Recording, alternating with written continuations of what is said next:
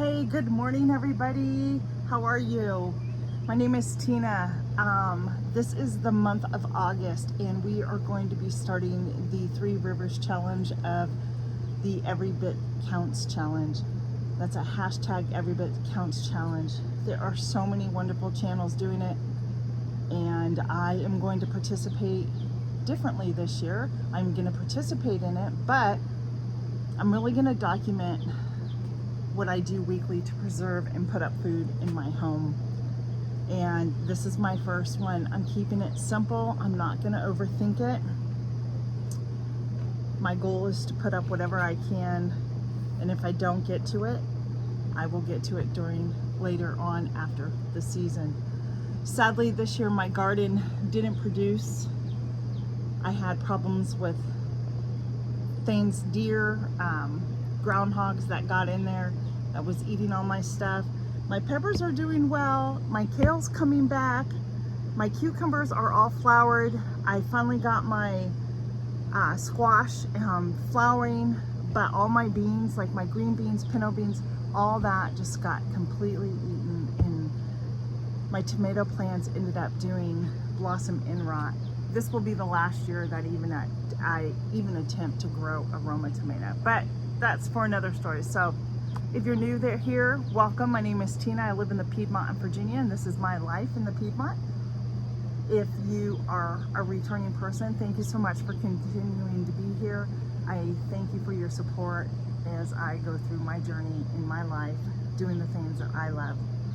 So back here behind me, you can see I have a green stock, and I have a lot of herbs in here that needs to be harvested. So that's going to be our first thing. So I thought I would just come in here. I've already harvested some of these chives, but I just come in and I give them a good haircut, because you can get so much. Look at that. This is going to be my second harvest off of both these plants, and they will continue to produce and grow more chives. I have a lot more growing season left, so I'm not worried about it. I should be able to harvest this into at least September, if not a little longer, as long as the weather stays up and stays warm. And then I have some, I believe, oregano. This is that right? Yep. I have a ton of oregano growing here that we're going to harvest. And so let's just get to that.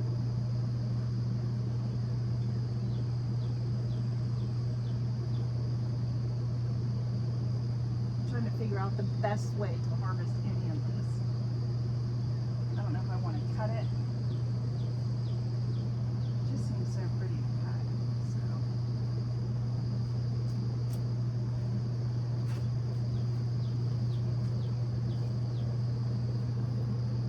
I'm going to continue to harvest, friends, and I'll bring you back for what I'm going to do with it.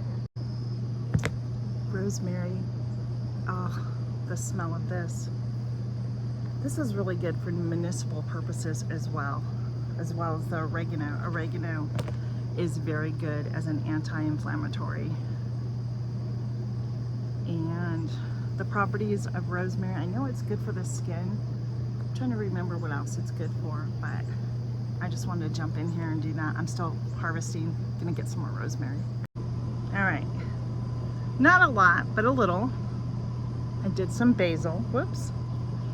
I've had a hard time growing basil, and I don't know why, excuse me. I struggle with growing it, but I thought when I got my green stock, I'm like, let me throw it in here and see if it helps. And I actually have a better grow rate in my green stock, at least for me personally, than growing basil in a container that I've always tried to do, or even out in my garden. That's another thing that got eaten. And cilantro too, I believe I have some cilantro and parsley going in there, but not quite ready yet. I'm gonna try and add some more seed. I have a few pockets that I could fill up. So yeah, so we are gonna get this in the house. We're gonna get this all washed up and ready to preserve. Come along. All right, I've got my salad spinner out. I filled the bottom up with some water, and now we are gonna take our herbs. I'm gonna put them in here. I have 3 compartments, and this is how we're gonna wash them, just like I would wash lettuce. I'm just gonna use my salad spinner because look at all that oregano. Gosh. All right, so everything is washed. Now I am really just patting this dry. I placed it paper towel on top of all the herbs that I've harvested, and I'm gonna try and get as much moisture off of here as possible.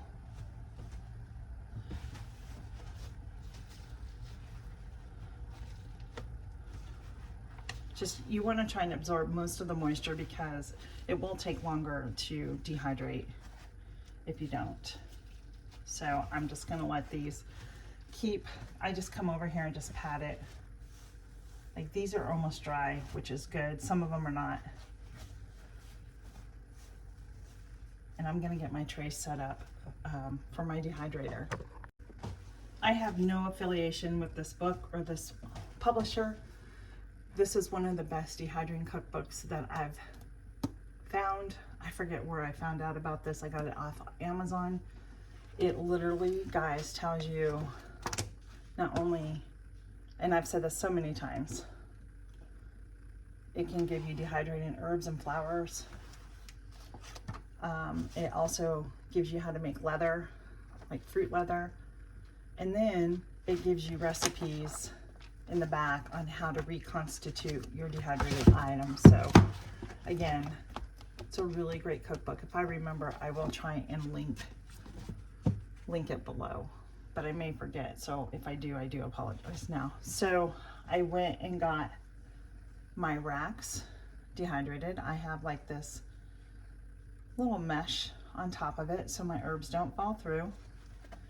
And then all I'm gonna do is I'm gonna come in here and then just place them and spread them apart.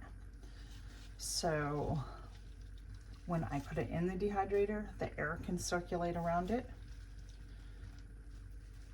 and dry it out. And these are my chives. Some of the oregano got mixed up, but that's okay. I can separate that later. I'm not gonna be too concerned. I'm gonna fill up my trays and get these in the rack and get started getting these dehydrated today. Maybe they'll be done because it's early enough in the morning. It's not 9 a.m. It's just after 8. So maybe I can get these done early, but we'll see. No big deal if they're not. One tray is done, friends.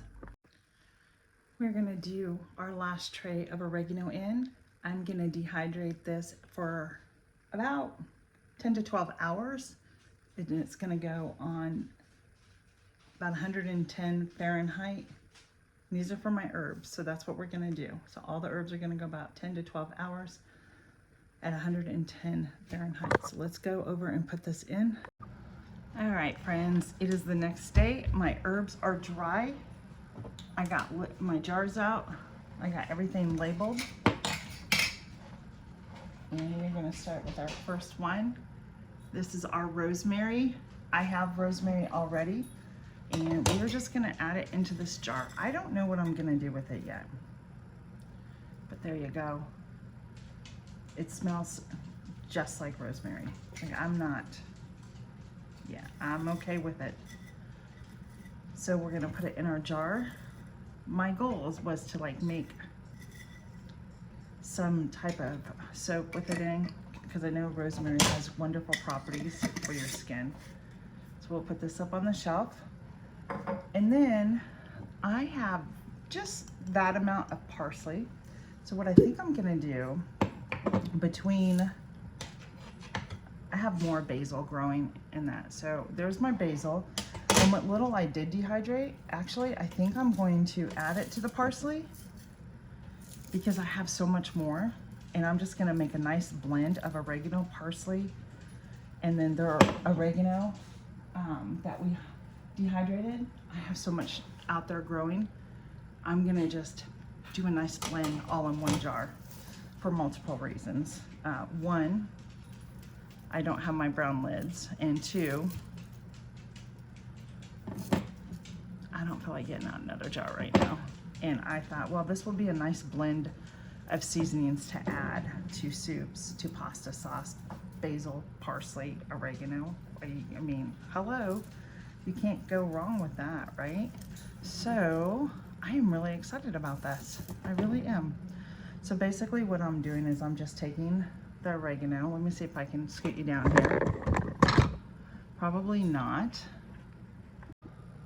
So honestly, I'm just taking the stems like this, and I'm pulling them together and just pulling off the leaves. I'm not including the stems in this. You could if you want, but I'm not gonna blend it really up. So I just want all the leaves to come off and just straight into my mason jar to put up here in my shelf.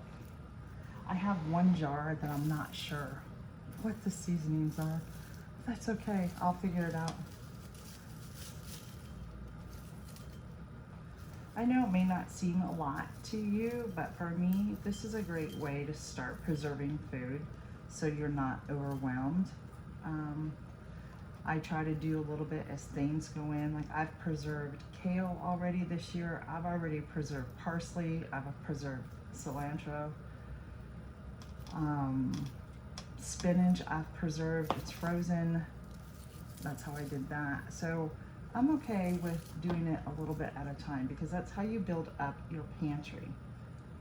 You can't get everything done at one time. Just remember, it doesn't matter how much you put away. Every little bit counts, and that's a part of this challenge, the Every Bit Counts Challenge hosted by Three Rivers Homestead. Jessica, thank you again for the inspiration and the encouragement to preserve more homegrown food for the family. Thank you so much for being with me today. I hope that you enjoyed this and you will go and challenge yourself and preserve. Remember, every bit counts. Have a great day. Be blessed, friends. I forgot to mention that the chives aren't completely done. They don't snap like I want them to snap. So I know they're not completely ready yet. So they are back in. I put them on for another 5 hours and I'll check them in between. But there you go. There's 2 jars for my pantry, and I will have more as they continue to grow from now until at least I pray for September with the hot weather. So thanks for joining me. Be blessed.